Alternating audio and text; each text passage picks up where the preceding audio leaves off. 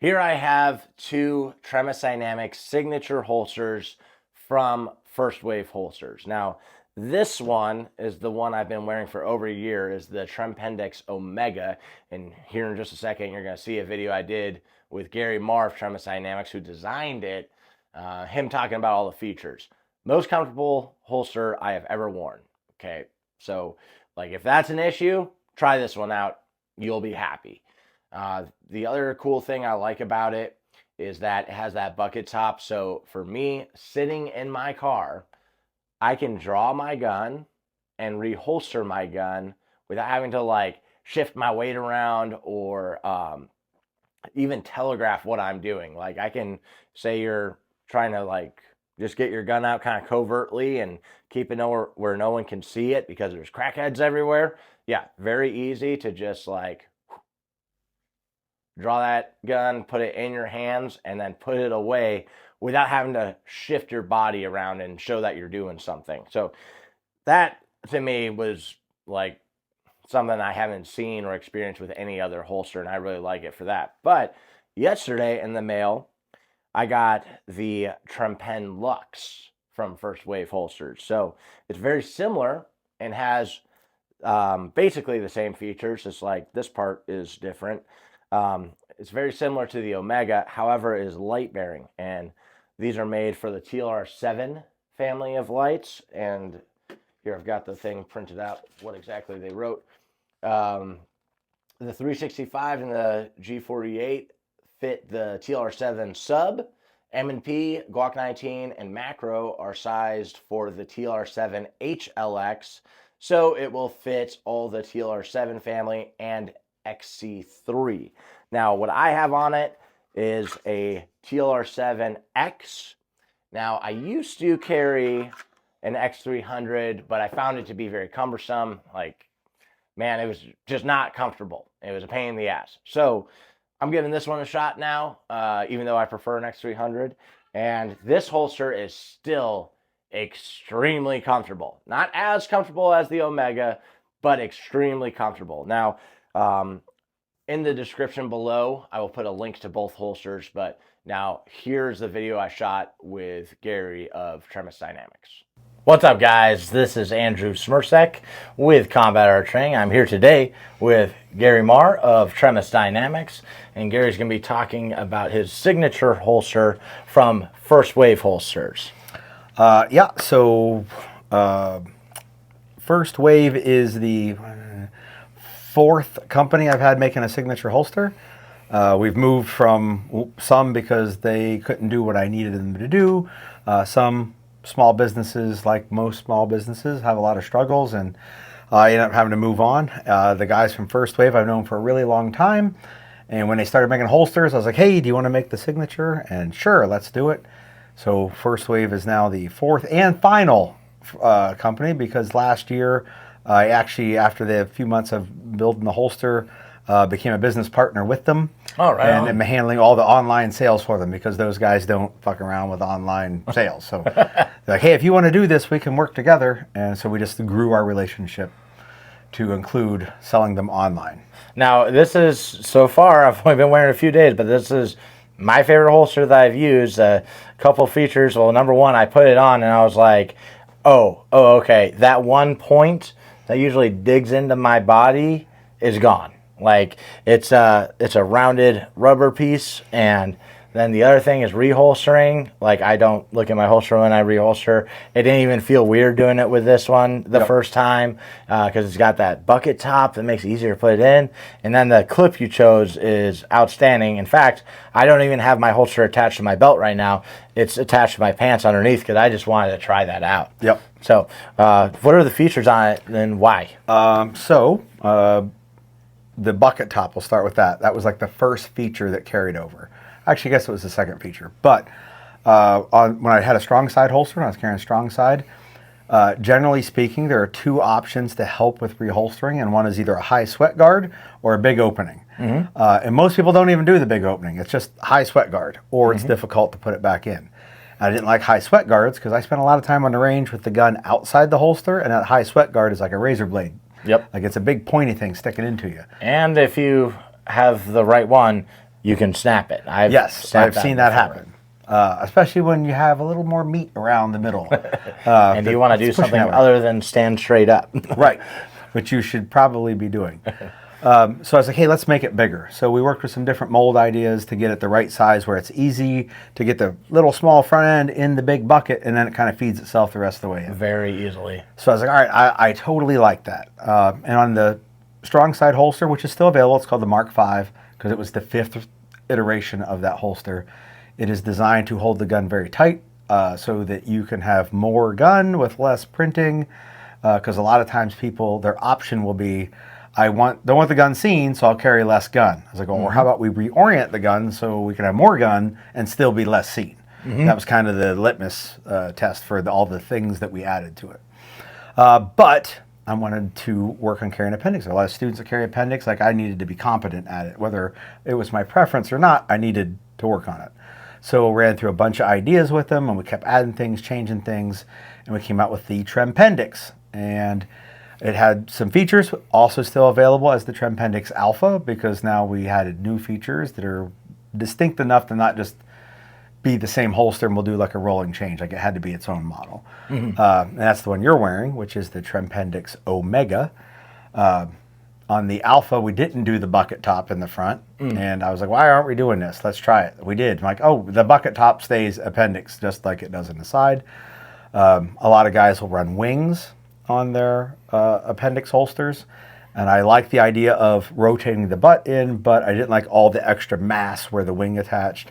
So let's figure out how we can work that. So we have a little nylon spacer where the retention screws are that happens to come right behind your belt so that you can get some extra rotation from tightening the belt down without having to have a big honking thing bolted down by the muzzle. The thing that I think is different than a lot of people do, the few that don't have a wing bolted down by the muzzle, is we cut as much of the kydex off as we could structurally, and in the mold we made it so that instead of 2 pieces of kydex down there, they roll so the part that would touch your leg is rounded instead of the edge. I've been calling it a rolled edge, I guess because the edge is rolled, and and that seemed to have done very well for me, being how comfortable it was against the leg. The part you mentioned, we use from Raven Concealment. They sell a wedge on the back that's some sort of pliable rubbery thing. We just buy those and set the mold up so we can bolt them fast. They don't stick on like some aftermarket wedges do that end up unsticking themselves because it's in a hot, humid area that has a lot of force applied to it throughout the day. Right. So bolts don't give up, but sticky kind of does. So we went with that. It's not the cheapest wedge on the planet, but it's the best one that I think. So we added that to the back, which gives you some cant of pushing the gun towards you at the top, and it's comfortable because that's the part that's touching you, and it's soft. Very comfortable. It's like, Garry first explained all this stuff on his holster back when he was in Florida with me, and I just kind of looked at it, I was like, oh, okay, cool. And none of that really mattered till I put it on and used it in a class, and I was like, damn. Like, I see it now. I notice how awesome it is. The other thing that I like about it too is it's like all the stuff put on it, you don't have to think about it. It's done. Yep. And it looks fucking good too. I like to think it looks good. Yeah, the contrast of the gray, the black, and the yellow, and all that put together, it looks really good. Like I looked at it, I was like I've seen it on your table at the muster, and I was like, I kind of want to get that. I'm like, I'll let someone buy it because I know Garry. I'm sure he can give me a hookup and get one made for me or whatever. But then using it, I'm like, yeah, this is this could be the one. Yeah. Yep. On the front side of it, the other 2 things we do that might be similar or different to other people, we use a DCC clip, Mod 4 Shorty, which they sell those, so a lot of people use them. But it has a mounting hole and a mounting slot. So what we did on the front is we have a grid of holes so you can adjust the height of the holster compared to how you want to carry it. And we sell it with a couple of little nylon washers. So the idea is you will find the height you like, And when you put the washers in, it does not allow the clip to be smashed tight against the holster. It will have rotation on that slot, 12 degrees of rotation. The downside to it is when you get it set up, you have to take one of them screws out, put some Loctite on it, put it back in, then do it to the other one, because without them being smashed tight with a rubber washer in there, vibration will cause it to work loose. Oh, I didn't know that. Okay. Yeah, because yours was already set up because it was the one sitting on the table. Well, because I've had like stuff come loose on holsters before. I never even thought that I needed a washer in that thing. That's how we keep it so that tightening it will, because otherwise it would keep it from rotating. Yeah. And the key with the rotation is it'll move a little bit with you when you move. Yeah. Because a lot of times discomfort happens because, hey, we sit down, our leg lifts up, and it tries to push the holster over. Well, we'll just build some rotation in. And if it's rotated 12 degrees out of the way when you go to draw it, when you put your hand on it, it'll rotate it back to where you like to have it for the draw. Right. And I thought that, like, when you first told me about that feature, I was like, I don't know if I need that. And then, I don't know, I'm pretty sure that's been adding to my like of it.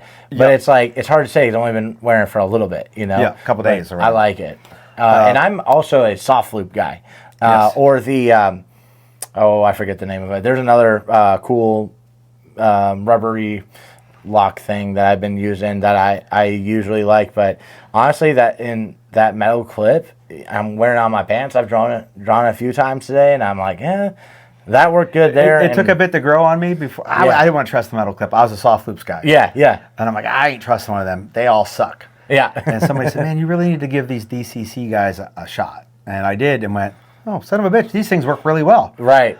Okay, maybe I'll try it some more. To the point where I'm going to make a signature holster and put one on it. Yeah. So they have not let me down. My name is on the holster. Right. And so I must have some faith in it. It's not just like, oh, I'm trying to make $12 or whatever extra by, upgrading your loop. Actually, I think they're about the same price, 2 soft loops or a DCC clip. So it didn't even mean make an extra profit off of it. Yeah. Have you broken a DCC clip yet? Nope. I haven't seen a broken DCC clip yet. Okay. Like anywhere.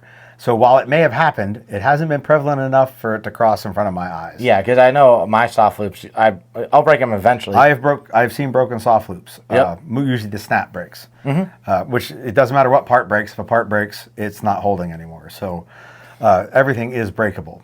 But the other thing we do on the front, the only other thing that carries over from way back with the second generation holster is we have a tie-off point. And we make this one out of Tegris and put a little yellow eyelet in it. The yellow eyelet's always been the thing. It's always been yellow because that's my color. And the thought behind that was it all started with bug out stuff. And if you put on a pack that has a waist belt, holsters get in the way.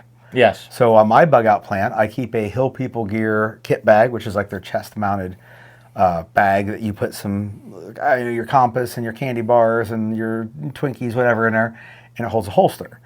So what most people do is they make a holster for it that's tied off inside the bag, and then they go hiking or whatever, and they put the gun up here, and it's a great place to do that when you're wearing a backpack. But if it's a bug out, it means I'm unexpectedly putting on a backpack, and I'm going to take this holster off so I can put the belt on, and if I put the second holster, the gun in the second holster, what do I do with the first one? Because at some point I'm going to take all this off, and I want to put the gun back in my pants. Right. So you'd have to open your bag, make sure you left room to put an empty holster in it. I was like, why don't we just make that holster tie-offable?